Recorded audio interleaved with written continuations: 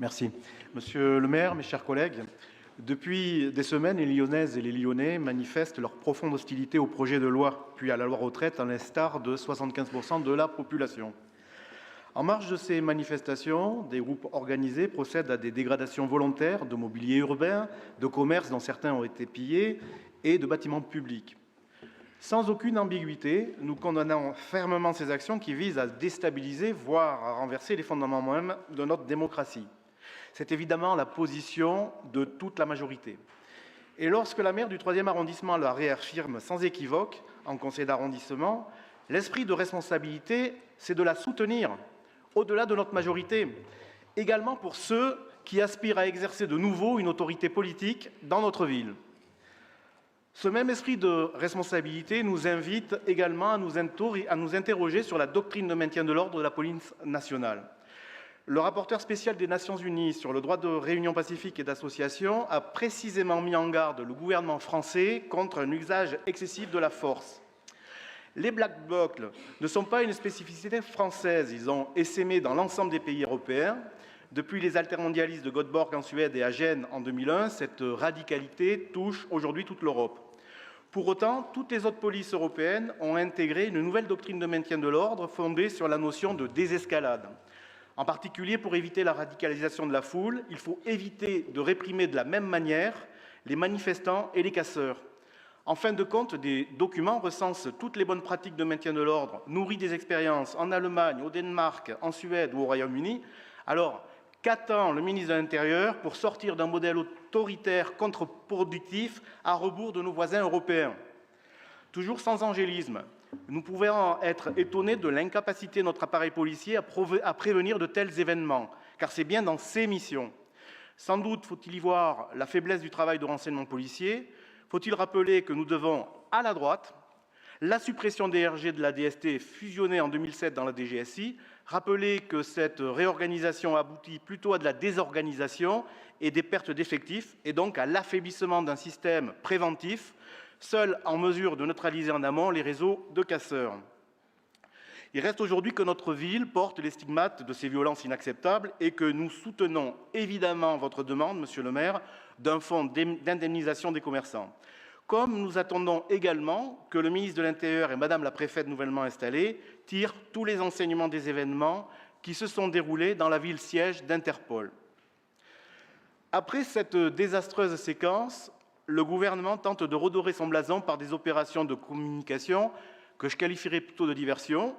Et encore une fois, il démontre son incapacité à écouter et entendre les alertes du corps social et fragilise davantage encore les populations les plus défavorisées de notre pays.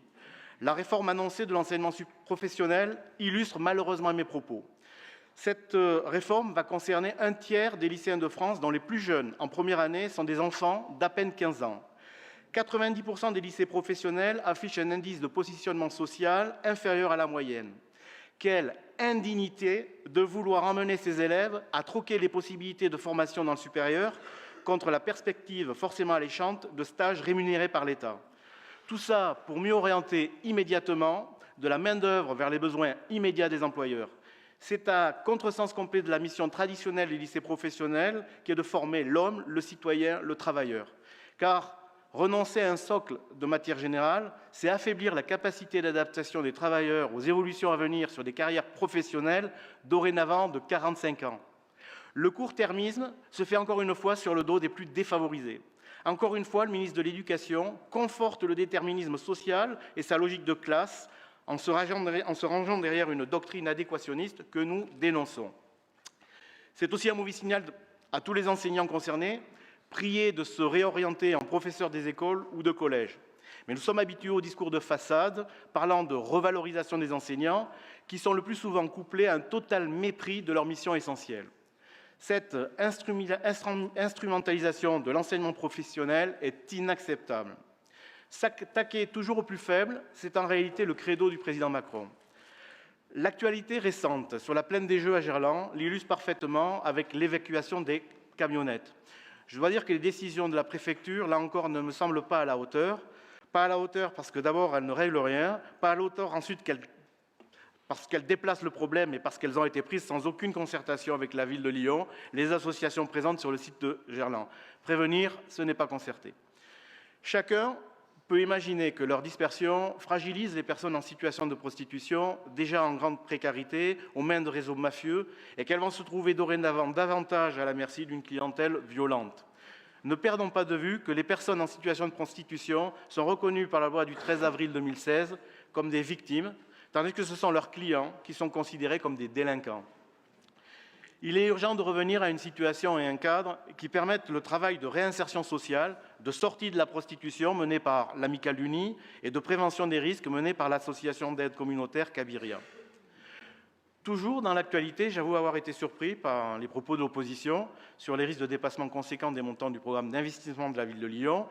Il faut se rappeler qu'au moment de la présentation du programme pluriannuel d'investissement, cette même opposition le jugeait irréaliste et trop ambitieux.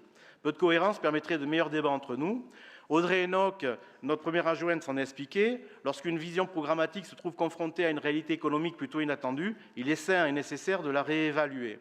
Alors, oui, la Covid et maintenant l'inflation sont des paramètres à prendre en compte pour un ajustement de notre gestion qui ne remet en cause nullement ni nos engagements, ni nos priorités en matière de transition écologique ambitieuse et solidaire. Pour terminer, je voudrais revenir sur la situation du théâtre Nouvelle Génération. Les travaux d'une école en construction mitoyenne et la rénovation de la salle de Vèze étaient attendus. Pour autant, les deux saisons 2022-23 et 2023-24 sont fortement impactées. La ville de Lyon et notre adjointe à la culture, Nathalie Perrin-Gilbert, sont en soutien pour accompagner au mieux l'équipe durant ces deux saisons. Je voudrais renouveler notre soutien à Joris, son directeur, Gaëtan, Mathieu et Théo, les régisseurs, Jean-Yves le machiniste et toute la troupe. Nous vous remercions pour continuer dans ces conditions une production artistique de qualité. C'est une belle démonstration d'agilité. Dans ces moments-là, il faut plus que jamais vous soutenir. Alors, nous ne comprendrions pas que la région ne prenne pas en compte ce contexte et nous souhaitons qu'elle revienne sur sa décision de rabotage de sa subvention.